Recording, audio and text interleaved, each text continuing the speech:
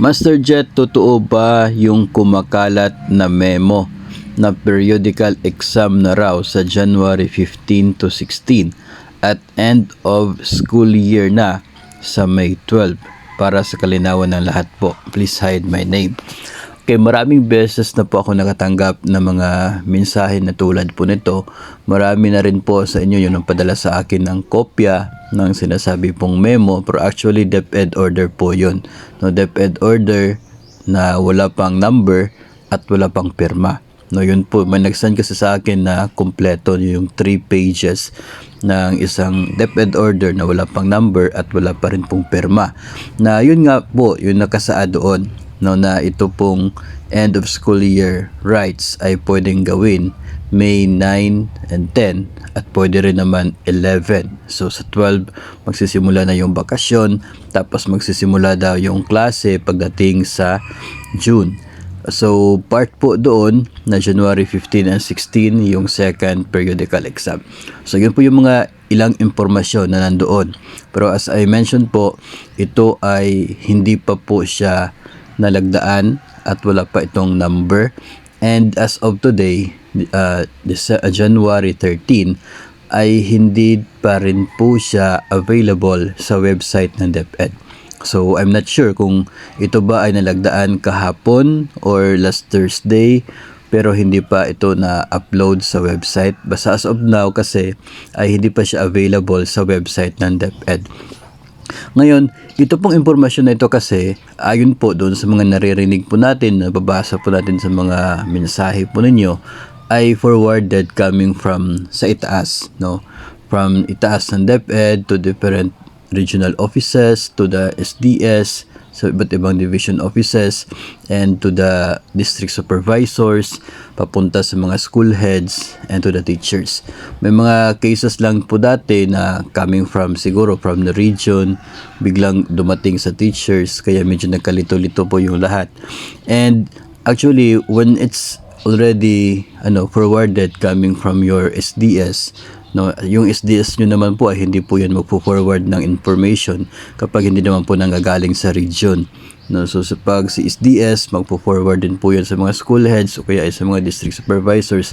So I would say na there is that talagang malaki yung chance na this is totoo, no? Kasi nga yun, sa mga meetings ay nababanggit na po siya yung talagang legalidad lamang ng paglabas ng isang DepEd order, yung hindi pa nangyayari.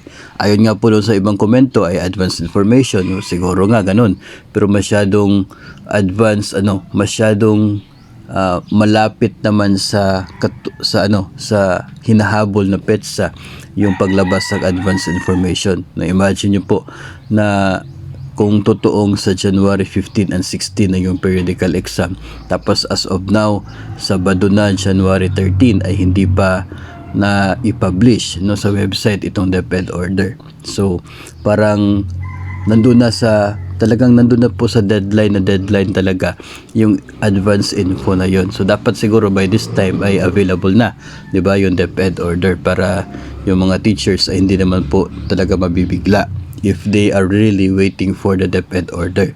So sa akin lang dito is I cannot confirm, no, kasi hindi naman po ako naging part ng mga information dito. Pero kasi 'di ba tayo is naka-base tayo doon sa kung ano po yung published sa mga websites, issuances ng DepEd. So nag-check ako kanina, hindi pa po siya available sa website ng DepEd. Pero since if this is already forwarded to you through the division superintendents, ganun, so talagang as teachers and as personnel, so yung responsibility natin is to follow, 'di ba? Yun po yung part ng ating trabaho dito.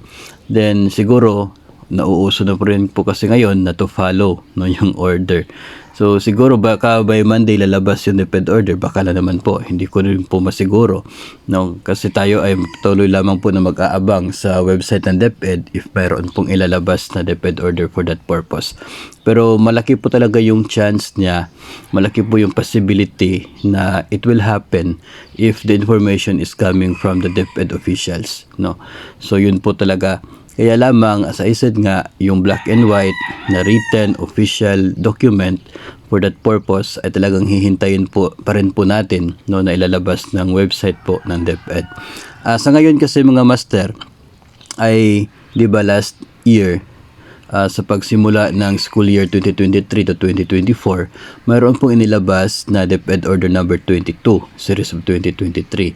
Yun po yung calendar of activities sa kasalukuyan pong school year.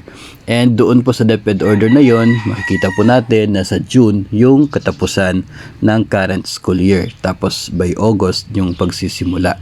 Siguro ay malakas yung demand na ibalik sa June yung klase, pag-start ng klase, kaya siguro ay kinakailangan ng DepEd na i-adjust din yung pagtatapos kasi hindi pwede na magtatapos ng June tapos magsisimula naman June pa rin, no? So kaya siguro ay in-adjust ng DepEd, pero kinakailangan din po kasi ng isang DepEd order to amend the existing DepEd order, no? So yun nga po yung hinihintay natin, yung isang DepEd order for the year 2024 na yung mensahe is amendment doon sa DepEd order number 2022, no? So yun nga, may mga kumakalat, and so far sa mga nakikita po natin, wala pa siyang number, wala pa siyang perma, and hindi pa rin po siya available sa website ng DepEd.